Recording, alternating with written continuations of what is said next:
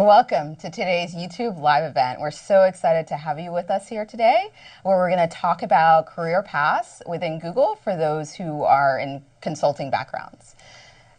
So first off, my name is Wendy Logan. I am a senior principal on the strategy and business operations team here at Google. For short, we call ourselves BizOps. It's been my pleasure being on the team for the last 4 years, and specifically BizOps works like an internal consulting firm where we partner with our most senior executives on a range of questions and teeing up key decisions on things like corporate strategy, product strategy, pricing monetization, org, and policy. And with me, I have two colleagues, Damon and Jennifer, and when they're ready, I'll let them introduce themselves. All right, so my name is Damon Richardson. I am a VP in our finance department leading the international tax team. So I've been at Google around 13 years now. And so what international tax, when I say that, what exactly does that mean? So my team basically manages our international tax matters around the globe. So everything from our international tax planning to mergers and acquisitions, et cetera. And I'm Jennifer Zito. Welcome and thank you for joining us at our YouTube Live event. I lead a partnerships team at Google that supports our core performance ads business, which is sort of Google's bread and butter from a commercial standpoint. That means we partner very closely with our product organization and we find partners who help augment and basically bring better search ads and performance ad products to life for our users, advertisers, and publishers. Tactically, that means we basically negotiate deals for Google. I've been here for 14 years, and I'm really excited to be joining Wendy and Damon here today. Awesome. So what do we have in store for you? So what we want to do is really talk about how we work, all of us being former consultants, what things we've learned in our consulting experience that really helps us be effective in our current roles, the career paths within Google and how to navigate that, and then what things are different from our external consulting experience and what we do today. And hopefully the question that's on your mind is how do you join Google? So we'll give you a little bit of tidbits of that and what the process looks like. And given this is a live event, we really want to make sure you take advantage of this opportunity. So feel free and post the questions in the chat box. And we'll try to get to as many as we can, time permitting. So let's actually go ahead and get started. So let's actually just spend a little bit of time talking about our backgrounds and the path that we took from consulting into Google. So Damon, maybe you start and then we go to Jennifer. Yeah. So in terms of that path, I'm actually a lawyer by training and went and worked at a consulting firm, at a Big Four firm before before going in-house. So actually my step wasn't a direct step from a consulting firm to Google. I actually took a 6-year sideways journey in terms of going to another company, another multinational, where I actually kind of got my feet wet and really what it meant to be an in-house consultant on the tax consulting side, but then made my way over here to Google again, where I've been here for 13 years or so. That's great. Similar to Damon, I also took a hop in between. My background is I started at a boutique consulting firm that focused in high tech. It was actually just down the road from Google headquarters. Ages ago. Our little claim to fame is that there was an associate who was there before my time, a very nice CEO of YouTube named Susan Wojcicki. And so she was part of that boutique consulting firm as well. When I left that firm, I went to work at a payments company and really felt, even though I was working on product strategy and innovation, that I missed being involved in tech and innovation and the pace of just the really exciting things that could happen there. So I looked at a swath of tech companies here in the Bay Area, and Google was at the top of that list. However, when I was exploring roles at Google, I thought, well, I'm not a software engineer, I'm not a salesperson, what can I do at Google? And I wish there was a YouTube live event like this back then, which there wasn't. But luckily, I actually found the strategy and BizOps group that Wendy is part of today, which was a great opportunity, a natural fit given my skill set and my background to join and just provide some value to Google in a way that I felt would be really impactful. Awesome. And Jennifer, I'm really excited to actually dig into a little bit more of the hops that you made a little bit later in the session. But in terms of my background, my consulting experience was sandwiched between a few things. So by trade, I'm a computer scientist, and I was a software engineer for a while, then I was a product manager for a while. And then I just felt I needed to broaden my business skill set. So what I did is I went back to grad school. So I did my master's in CS and then my MBA, and then spent a lot of time at McKinsey serving a wide range of clients on technology topics. But at some point I wanted to actually get back in the action, right? Get back in the game. And so Google was the perfect fit, right? So we lead on so many different topics in tech. And so that's when I made my jump into the biz ops team, which I currently am in. So given that, right, we all come from very different consulting backgrounds and also are doing different roles now. Help us understand a little bit about the skills that you gained in your former experience and how you're making it of most value to what you do today. And maybe, Damon, we can get started with you. Yeah, no, certainly. So I think, as a consultant, I think, one of the things that you have to do in your day-to-day job is really kind of understanding your client's issues, right? And so I think when I really think about how does that then translate into Google, here your client is just different.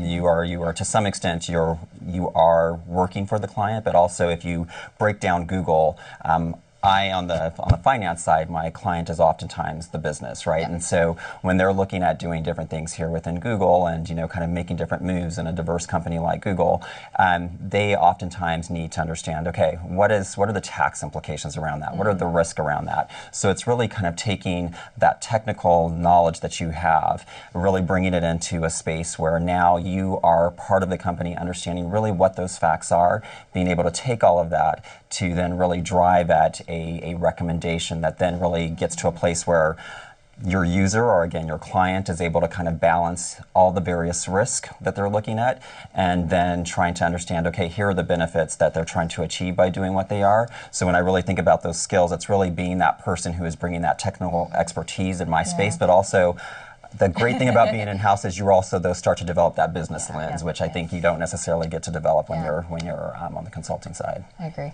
Yeah. Awesome. Jennifer, your thoughts? I completely echo what Damon said. I think another really valuable skill that I've been able to take from my consulting days, and many of you probably are well aware of this, practice it every day, is the ability to influence without authority. Google is a very large, complex matrix organization, and the reality is how much you're able to gain buy-in from stakeholders internally determines so much of your success here. I think, as many of you know, coming from consulting backgrounds, you come in and you gather data, you analyze that data, you make recommendations to your client, but that recommendation is only going to be successful if it's gotten that buy-in along the way from the different groups that you've been working with. And that echoes completely how things work here at Google. So for example, in my partnerships role today, yes, our core mandate is to support the product team, develop a partnership strategy. We've decided we're going to partner. We want to augment these products and features with something that a third-party partner can provide to us.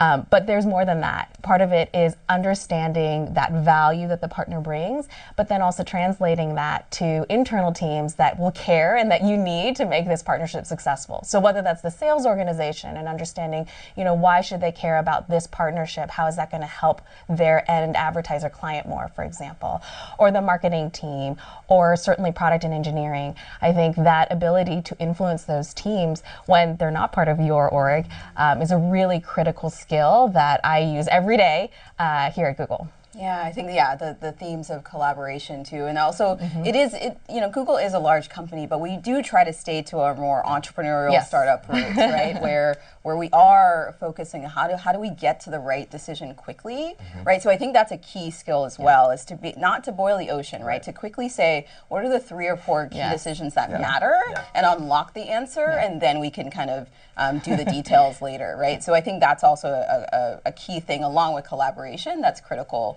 to bring to Google, and that is something valuable that you're learning and building now. So on that front, let's talk about how we can make different jumps within Google that's leveraging your consulting background. So Jennifer, you mentioned you first came in and started at BizOps, and you've had a wonderful journey from there to now. Can you talk a little bit more about that? Absolutely. I think the only reason why I can have built out a career 14 years here at Google, which, as many of you know, is a long time at any company, but particularly in tech, is just because I've been able to find different paths and grow in my skills and really chart unique career opportunities all within Google. And that's been, I think, one of the most compelling things about this company. So as I mentioned earlier, I started out and I spent 4 years in our strategy and business operations group. And that was an amazing way to get a global perspective on all the different things that Google was doing, whether that's working with the sales team in Japan or working with our engineering teams to build the right internal tools for Google, or looking at advising our engineering org and how do we organize ourselves into product areas that make sense so that we're placing the right big bets, but also allowing that kind of opportunity to innovate and try out new things. So that experience really enabled me to see a wide swath of what Google was doing and the teams that were supporting all these different efforts. And what I quickly identified was I really liked that aspect of bringing in an external perspective to Google so that we're not too Google-centric. And for me, that translated into working with external partners. There was also, I think, a little bit of that analytical horsepower that you get to flex in terms of negotiating deals, large deals with partners, where you take some of the skills, again, from consulting, modeling out what does the ROI on this look like, and then understanding how do I negotiate a deal that's good for Google, but also valuable to the partner, because we want to partner with them. It's not a one-time transaction. So that really led me, I think, into partnerships after my 4 years within BizOps. And I think that I've supported a wide range of products since then, many in the shopping and commerce world, and now focused specifically on ads. But I think those skills that I gained prior to Google as a consultant, and certainly honed while I was part of the strategy and business operations teams, really opened up doors for me to other teams here at Google. Awesome. And Damon, you sit at a very kind of purview, a higher purview, and you probably have a unique look and of different profiles that work well at Google that have consulting baked in. Can you give me some examples of what that looks like? Yeah, no, certainly. I think one of the beauties of Google to me is, I think having been here, probably the length of time we've been here, is that with it comes just like this complexity, but also opportunity, right? And so I think once you're in the door here at Google, I think oftentimes if I'm coaching someone, it's oftentimes around, being brave and being bold, and because I think there is so much opportunity to kind of figure out where you want to go once you're here. But in terms of, those profiles where I've seen folks kind of come in and really succeed in a space that they probably traditionally wouldn't say, that's a great spot for me. Right. It's really been when I think about some things, for instance, like even on the program manager side, right? So as program managers, when we think about these large, extremely large cross-functional projects, we've got folks who you really need, in order for a project to be successful, you've got folks who you need to kind of have these really strong technical backgrounds, whether it's in tax or other finance areas, other legal areas, but they're really able to understand the issues and really push those things forward. So it's really always been extremely interesting for me to see us bring on board these extremely smart people, but then see them pivot once they're within the organization into something that's totally not where they would have thought they were gone. So I'll say kind of program managers are one area. I would also say even on the system side. So I think as we've kind of grown up from being this very small, a small child to kind of like probably more of a more mature teenager now as a company, also watching how folks with, kind of more consulting backgrounds are even able to go into that system space,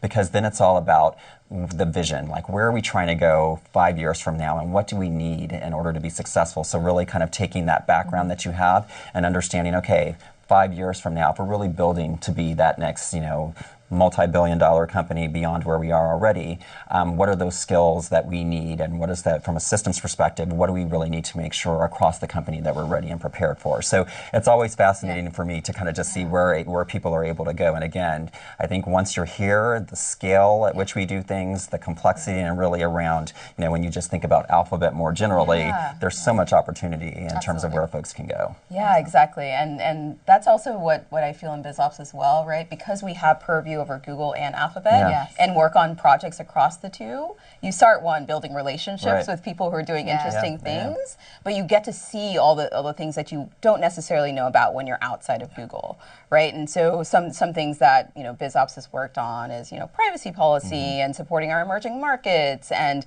working on our hardware products, working and helping launch Stadia, our gaming platform. So all of these wide range of things is the things you actually get to see happen. And what I've seen, the profiles that I've seen, is people can start their career within Google at BizOps, and then they jump to something really interesting and exciting. And some of those roles end up being, product managers for Stadia, for example, or chiefs of staff, or for search in interesting parts of the business, or going and doing strategy for a specific product area. But then also, going into our business organization, More global operational business, roles, right. exactly. Exactly. Or going into our finance organization as well. So pretty much the story is that Google is an exciting company. We're growing very rapidly, and there's always new things to go do and explore. And that consulting background will help unlock all of that, because what you're learning to be is you're learning to be a general player, right? Right. You can do a lot of different things, and that will take you really far. I think all of us as hiring managers probably have never seen someone, whether looking at a resume or in an interview, and seen like their consulting backgrounds and skills and thought, oh, I can't use this person. I don't think we've ever had that thought. Exactly. Awesome. Okay, so that's what you can leverage from your former experience. But what does it look and feel like now that we're in the company? So what things are different? And I can get started on this. So as I said, you use a lot of the skills that you had before, and specifically BizOps, we work in similar ways, right? The work is the same. We work on small teams, 100% tackling one problem, gathering the facts, getting different opinions, distilling it down to something that is clear and actionable, and then making a recommendation. So the work and that cadence is very similar. But what's different, though, is that our measure of success is impact and change, right? Yeah. Like, what is right for the business, and how do we get them to that answer versus deck, right? And the deliverable is not the deck. The deliverable is the actual change, the launch, things like that. And so with that, that change, that pivot in mindset, you really focus on what matters, and you prioritize, and are flexible in your life accordingly, right? And then at the end of the day, we're all, peers, we're all working together, so everyone recognizes the trade-offs we need to make all of those things work. And everyone is very flexible and understanding and accommodating to that, right? So that's a big thing that I've observed. I don't know, Jennifer, if you have other thoughts as well.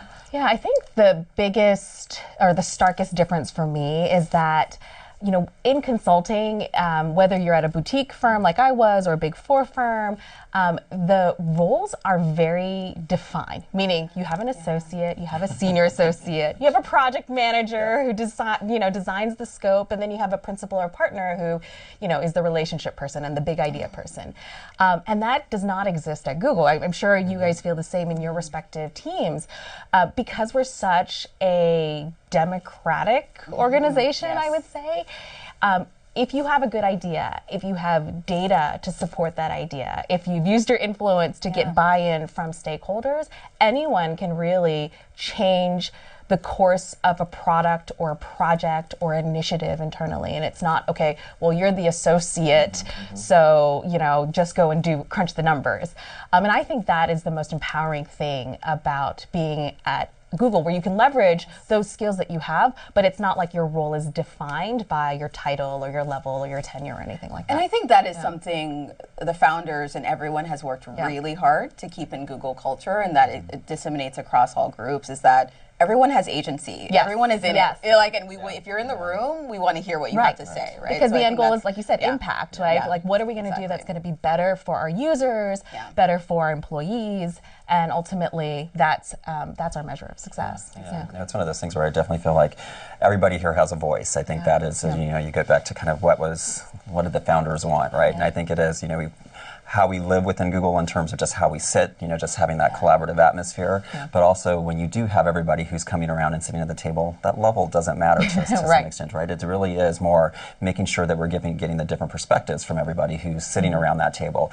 And I think then, at some point a decision has to be made, and then to me, that's always the fascinating piece, is really, again, bringing into that conversation and that decision-making process all the different perspectives that then allow us to get to always what I kind of call that best for Google decision. Exactly. And one other tongue-in-cheek difference that I've observed is I used to fly twice a week, every week for 5 years. Oh, yes. I don't do that anymore. But the downside of that is I don't have my hotel points or my flight miles. You don't have status anymore. Yes, and I board the last in the flight. So there are some downsides of not flying as much as I used to. I think you're right. It's not the sprint that you had where you rushed through a project or a case and then you're on the beach for like a week twiddling your thumbs or something like that. But to Damon, as you said earlier, like we're part of the business now. So you're invested. And how many of all of us have said in our consulting days, like, I wish I could see this through. Like, I'm making this recommendation, I've designed this beautiful presentation, and I've presented it to my client, but what comes next? And I want to be part of that. And we're all part of that, which I think is really powerful. Yeah, and I think that maybe just to add on here, I think the other thing is just Google is this really great place in the sense of we've got so many great dynamic folks who are part of Google who make up, our Googlers.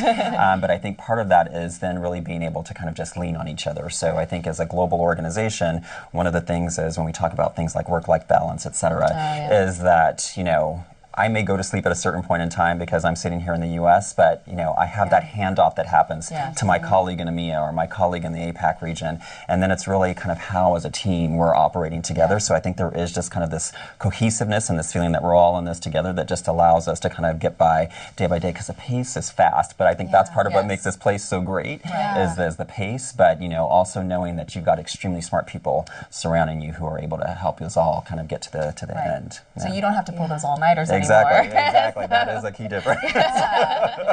And then earlier, just picking up on a few words you've mentioned, right? You mentioned this influencing was a key thing, and then you mentioned cultural context. I think that's also a difference when you're inside the company versus outside the company, is that in order to actually make change, you probably can come to an answer in the first 2 weeks of attacking any problem, but the rest of the time is actually how do you get people bought in and committed, and I think that's actually a very unique and helpful skill that you learn once you're inside of a company. And then the reason you do that too is that you have exposure to the actual cultural context that is needed to know, how do you actually make change within this organization. So I think those are all really important things that are different once you're inside the company and have some level of accountability for seeing things through. Absolutely. So awesome. So I kind of jumped the gun on the next question, but that's okay.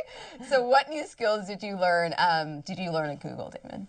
New skills. So I would say, we've touched on a lot of these things. I mean, I think it is really, to me, one of those key things is really the key is collaboration, right? It really is that collaboration. It is being, I would say, a lot more inclusive in terms of how we're driving at decisions. And so, oftentimes, as a people manager here, that's kind of one of the things that I always try to tell my team is like, let's err on the side of inclusivity when we're having those conversations, because I think you then just get to a better answer. Because again, you've heard all the different perspectives that you didn't hear before. I think the other skill that I've learned here once at Google is, we can all operate, kind of within Google, but there's also this, because we're a brand name company, also always being concerned around kind of the reputational impact around a lot of the decisions that we're making.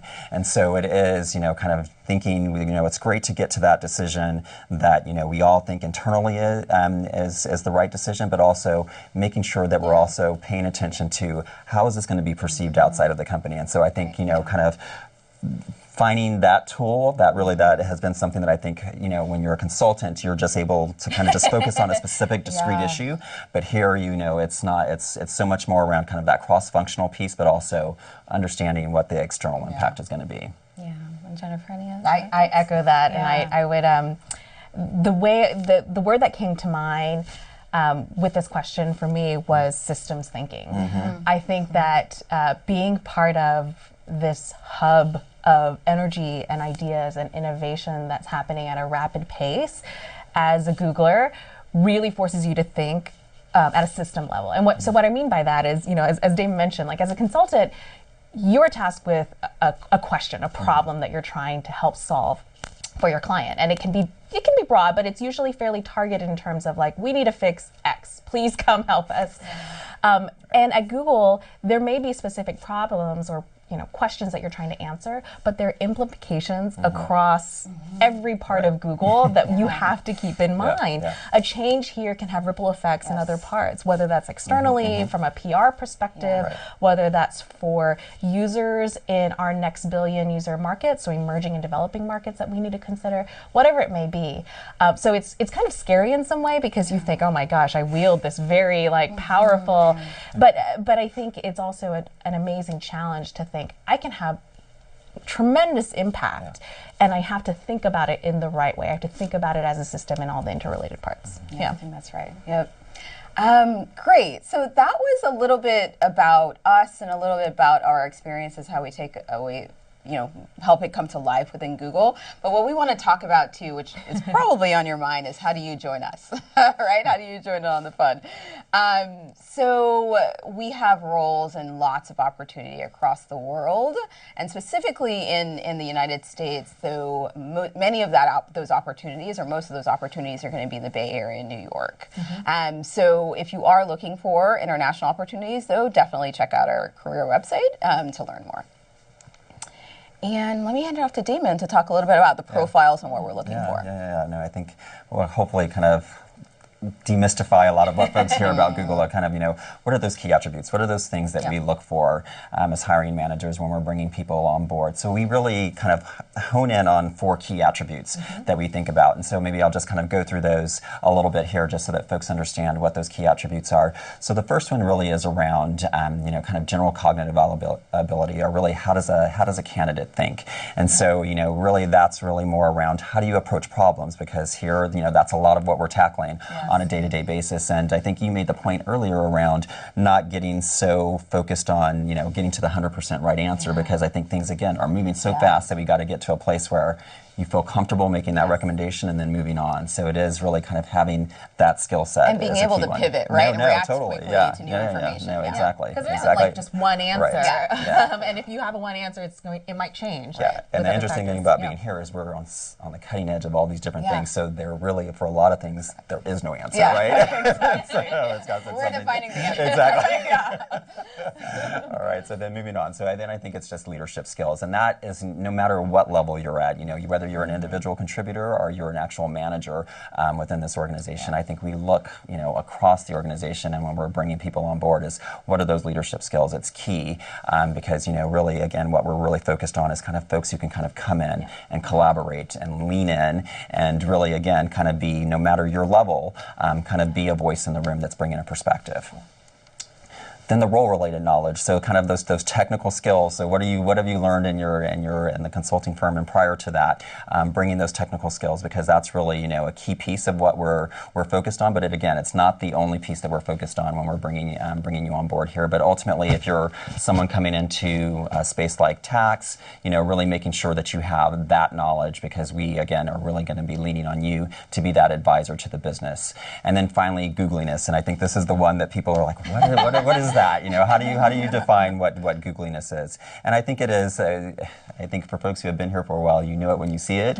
But it is something around kind of having that level of curiosity and the kind of the ability and the desire to kind of just dive in on different things. So so I think those are kind of the key things I would say that we focused on. I don't know if you guys have anything to add. Well, the other thing you mentioned, Damon, was kind of the inclusivity, and I think the respect, like the thing that makes. If you talk to any Googler, one of the things that they'll always mention as the reason why they work here is because of their colleagues. Like yes, there's the caliber of folks.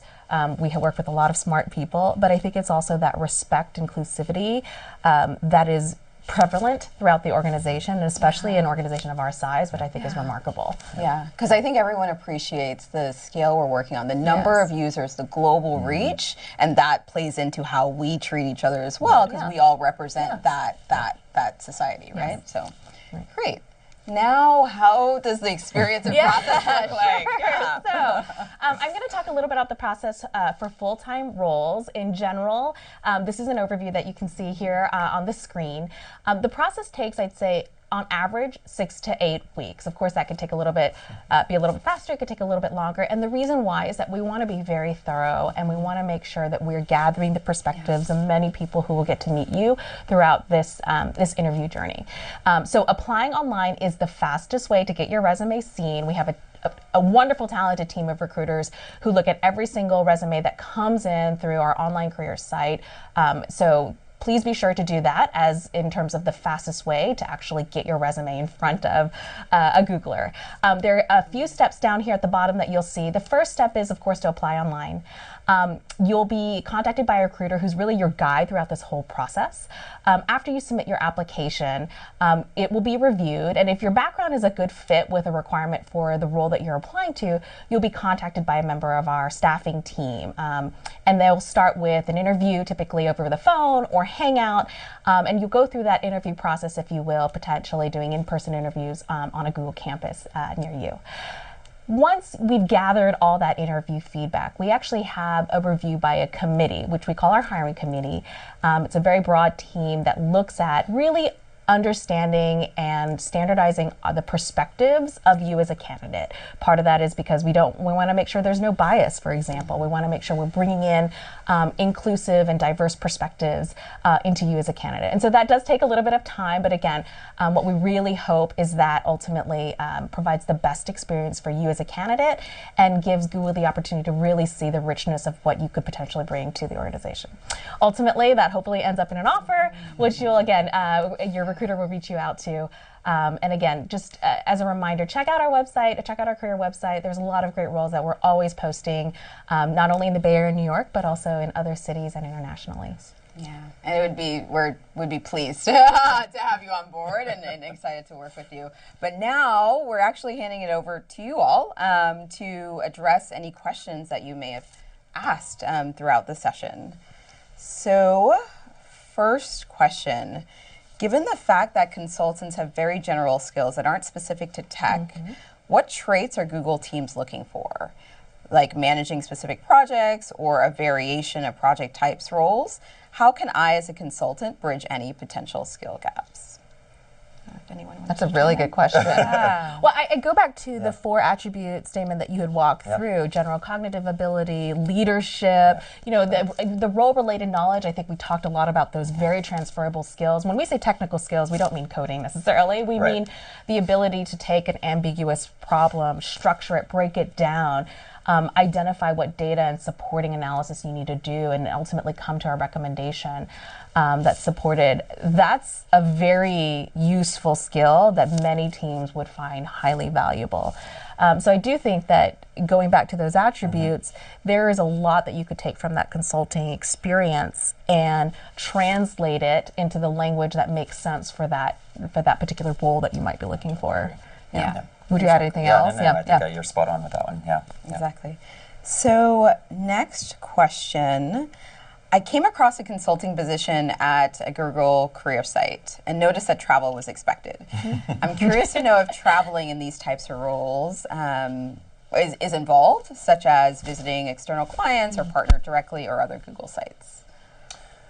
I can take that in my space. Well, and I think part of it is just the nature of what the folks on my team do. It is an international role, but we've got teams that sit all around the globe, right? So you've got our main hubs internationally outside of the U.S. are, generally Dublin and Singapore are our 2 main international sites. And there, again, because we have folks who, again, when we talk about like the handoffs and being able to lean in on your peers, there isn't as high of an expectation that you're needing to travel, because again, if you are really, again, leaning in on your peers, that they can run once you go to bed, they can run with that issue. But yeah, I think travel, depending upon the position, there is a component of it. I would not say that me personally, haven't run across anyone who's just like, oh my gosh, it's such a big piece of what I do on a day-to-day basis. It's certainly less than what I experienced on the consulting side, but I think it's all manageable. Yeah. And then in BizOps, we do, as I mentioned, work like an intern and consulting firm. So there are certain projects that have a higher travel component, but it's not twice a week, every week, right? So teams that are working on our emerging market strategy will probably travel maybe once a month or once every 2 months. The reason being is just that we are, in many ways, we are creating some of the best collaboration tools. So we definitely should use that and leverage that. And so a lot of, it's very common for us to be on a virtual conference and leveraging that capability to get to an answer quickly versus, getting on a flight. But at the same time, when it makes sense, we do value being in person with people, where, specifically where it makes sense. There's heavy usage of Google Hangouts internally at Google. I think it is more project or product dependent. Like if you're working on, if you're the strategy person for a new product that we're launching in Brazil, then it probably makes sense for you to spend a little bit of time in market to understand the users and understand the needs. But I would say there's no standard requirement like most typical consulting, management consulting engagements at like big four firms. Great. Next question. So, understanding that this event is focused on consultants, similar skills can be developed within investment banking. Does Google perceive the skill sets as similar or different? So I would say, in terms of the qualities that we look for, I would say that they're still the same, right? I mean, I think, again, when we talk about the role-related knowledge, kind of what are you bringing to the table as an individual and kind of where do we see, kind of you fitting in the organization. Again, I think just the size and the scale of the company, you can fit anywhere within this organization. I mean, so, certainly in my experience, I think I've seen folks with iBanking backgrounds kind of land in our treasury team or elsewhere within the finance organization. But also, again, to the extent that, kind of that type of background is beneficial even in a project management space. You see those types of folks landing there. So again, the company is just so big and so diverse in terms of what we're doing that I think opportunities are everywhere for folks. So what I'm hearing, banker, you're heavily analytical. You can get to a recommendation. It's like, yes, you can find a role within Google that could leverage that. I don't come from a banking background, and so I don't know if I could speak to the qualities and skills that you would gain as coming from a banking background. But I do think that one of the things that is really valuable for folks who come from a consulting background is also that ability to as a consultant, you have to quickly become an expert in a new industry or new area, every 6 weeks or, few months or whatever that project life cycle may be. And I think that is something that, you are a general athlete, right? You're not necessarily a specialist in a very specific area. And I think that extensibility is one, very fluid, but also fits very well, I think, at Google because things pivot and change so much. So that flexibility to be able to say, okay, here's a new factor, or here's a new area, or a new completely different direction that we have to take on this area, I think is valuable. Yeah, makes sense. Okay, so next question. Once you made the jump to Google, what was the hardest thing to adjust to, either professionally or personally? Limitless food. Yes. It was like being in college all over again. Oh gosh, yes. Good answer.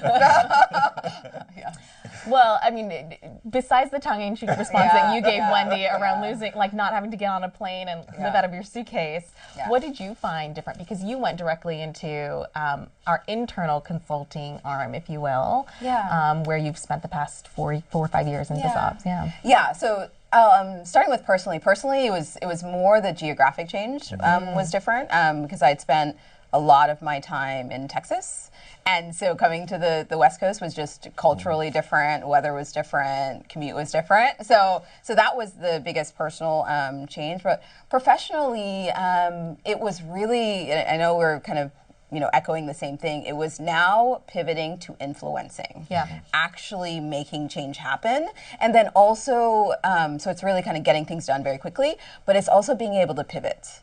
Right, because I think when you're in consulting, you have a very clear statement of work, a very clear set of deliverables, like these things over the next 3 months and the end, versus at least in BizOps, right, you have a general sense of what the problem statements are, but then usually you go in and then once you learn enough, you're like, actually, that's not the problem. That may change, exactly. So let's actually focus here and then influence, of course, convince folks that that's the right, pivot, and then go chase after that problem, right? So it's that ability to quickly, one, be confident that you can, you actually think you can issue spot and change the directions, and then be willing to do that, be willing to be flexible, be willing to be, pivot, think on your feet in order to actually make change happen versus just executing against a predefined scope. I agree. I think it's that comfort in ambiguity that you had mentioned earlier. Like being just okay with that and that it may change. And then to your point earlier, Wendy, having the agency to speak up and maybe make a different recommendation. Yeah. Exactly. So next question. Google celebrates its products that have reached 1 billion users, which there are many. The attendee list, Gmail, Maps, YouTube, etc. But of these products, which in your opinion has been most impactful? Oh, wow. It's a good question. That's a hard question. Yeah. For me personally, it's Google Maps on mobile. Like I can't imagine life without a map on my phone. And I mean, I think it's the product that aside from Gmail, of course, because that's how we work, that's probably the Google product that I use the most. I'm always navigating. The one I feel most passionate about is YouTube. Why? Because it gives voice to a lot of different people, right? You get to experience a lot of different people's lives that you would not otherwise get to experience. And then it actually has created more business opportunities to a wider range of people, right? Influencers and creators. So that's the one I holds my heart. But then another one that I just love is photos, because it's a story of your life, right? And so I love that, and I'm always trying to get more people to upload their photos. I just don't want to be lost. Well, I think the other thing here is I think depending upon if we were sitting in another country, if we were sitting in India, the answers we maybe give are totally different, right? And I think again that's the beauty of Google to me is that we are trying to basically make everything accessible to different folks around the globe, but at the same time recognizing what's unique around each one of these jurisdictions in which we're doing business. So, again, I think, if we're talking about if you're in an emerging market, it's all about just access more so than anything else. So I think the beauty of our products is, it's kind of goes across the whole spectrum. Absolutely agree. Yes. Awesome. So next question. How would a candidate from a business school contribute effectively to the environment of Google as an intern or as a full-time candidate? Are there some unique competencies you're looking for pertaining to MBA candidates? Well, I've been part of a team that has had many amazing MBA candidates, and so we have a whole process around that I think there's probably a lot of information and detail about that on our website. We partner very closely with the recruiting teams and the career centers at those offices. So I'd say, spend time exploring that and talking to your career center, because we have a very robust MBA program. Great. So another question is, at what point did you know as consultants that it was your time to make the leap to the final customer, to Google? Oh. I mean, I can say for me, right, is I'd spent a lot of time in consulting. It was kind of in that window where you decide, is this your life? Is this your career? Or is it not? And as I mentioned in my intro, is I am an engineer by trade. I started programming when I was 10 or 12 or something like that, right? So that is where my heart lives. And so I knew at some point that's where I needed to go, and that's where my journey was going to lead. And Google had always been, a company that I thought I really bought in, and I really was aligned with the mission statement and the impact we were having in the world. And so it was almost a no-brainer that this was a great home for me. And so that's that. It was almost just left or right, what's the right path for you, and I chose Google as the right path for me. Yeah, well, I think we've talked about kind of, and when you're in a consulting firm, you're oftentimes again just dealing with a very discrete issue, and so it was that point where you just had a desire for what's that big picture, what am I missing, right? And so it was that moment, I think, in my career, it was like, okay, I want that big picture, right? I want to see the business side. It's not for me. I wasn't so passionate around kind of continuing down a path where it was just, that discrete question and getting to an answer on that discrete question. So it was really, how do I become that person and what is that natural step? And then pairing that with a company that you're passionate about in terms of what they're doing. And so I think, being able to do what you want to do, but also being able to do it at a company that you believe in, I think, it just makes for, the greatest match. And I think a lot of that is what keeps a number of us here, the number of years are, despite, what you tend to see typically in tech. I agree. Yeah. Great. So if you could change one thing at Google, what would it be and why?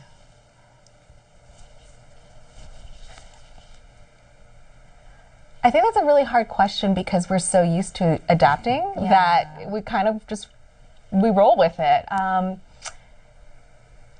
really struggle with that. I do wish sometimes that we could invest as much as we want to. Even though we are Google and we're a large company and we have a lot of resources, please don't get me wrong. I think we're very lucky in that respect. There are still areas where you see things and you're like, I wish we could just invest more. Like, I wish we could have a team of 40 engineers who could just build this really great product for Indonesia because it would be so impactful to our users there, and we just need 40 engineers to do that. But we're a company and an organization, and ultimately at the end of the day, we have to prioritize where our resources go. And sometimes you just wish we had more. I think that's the hard thing. And it's difficult because you would assume that being Google, we could do everything that we wanted. And that's not always the case. Yeah. And I would almost change it, less change, but opportunity, right? I think we're on an evolution as a company. I think you mentioned we're essentially a teenager now, right? Yeah. So to me, the biggest opportunity next in our phase of our growth is a lot of our products aren't, siloed products anymore. Yeah. Right? A lot of our products require collaboration across 2 or 3 or 4 different things, right? Assistant with hardware, with maps, with, and so it's exciting to see us now emerge into more kind of cross-functional work, cross-product work. And how do we do that really well? Yes. And how do we operate at, at highest level? We do tech extremely well. We're, the best in AI. We're best leaders in a lot of those spaces. But now, how do we think about how do we operate across all of those areas really efficiently is, I think, that next wave of growth for us. Because we do a lot of things, and that makes it more complex, more exciting, but also more complex in that respect. Yeah. Awesome. So what is the culture around collaboration like for your team? Very strong, very connected, I would say. I think that because, in your example, I think was great, David, is like I'm part of a team, a global team that supports our ads business. And we cannot do that based only in Mountain View, for example.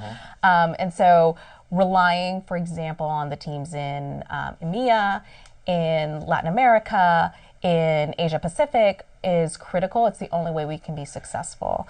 And that does require, it's effort. It requires coordination because you're in different time zones, there are different cultural implications, but that collaborative nature, it's because we're all trying to achieve the same thing. We're all like one team, even though we might technically not be one team. Another example is you can take a bunch of different cross-functional stakeholders, product engineering, our technical support services, marketing and sales, but we all have the same vision and goal for launching the best possible product. And so that collaboration is absolutely necessary.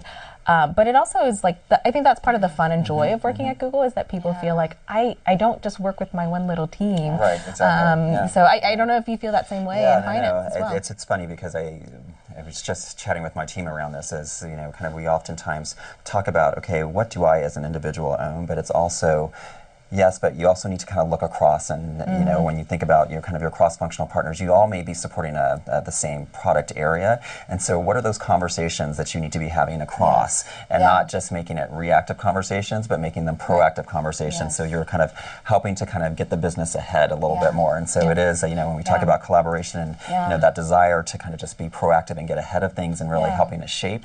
And when you're thinking about kind of, where do we want to be 5 years from now, kind of helping them think that, a few few years ahead. Yeah, and there's still this like walk the hallways kind of culture too, right? Oh, yeah. Like, you know, you run into someone and then you have this great idea just over coffee, right? Right, There no, is totally. that Definitely, organic collaboration that happens as well. So, and we try to foster that. And I Absolutely. think how we live at Google, right? I think just totally supports that the free collaboration food. that we started. The free food, yes. So we're always on campus, so you're always running into folks. So, You can always meet somebody at the MK. yeah, exactly. Yes. So we're at our last question. So so let's go ahead and jump in. So how does your role fit into the overall ecosystem or operations at Google? I can start. So BizOps is, like I mentioned, it acts as very much like the internal consulting group across Google and Alphabet. There are, of course, strategy teams within specific product areas, especially when you need to go deep in those areas like cloud, like like Play. But we tend to work on things that require a lot of cross-functional or cross business area collaboration in order to get to an answer that's right for Google or right for Alphabet. So that's a bit where we sit and how we operate across the different groups within the organization. So as part of the global partnerships team at Google, we're part of our broader global business organization. And so as part of that, we have peers and other sister teams who are focused on more outbound sales and work with our advertising clients, similarly work with our publishers. We're the arm that works with our external partners. And all sit under that business umbrella.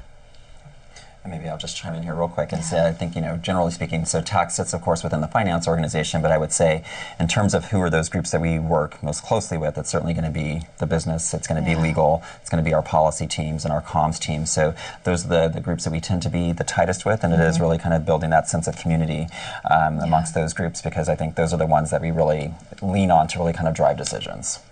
Great.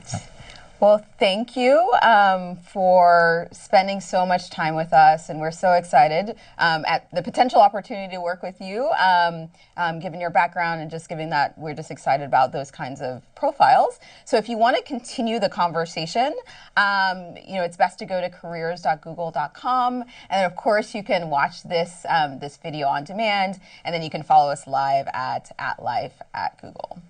Thanks so much. Thank Thank you. you.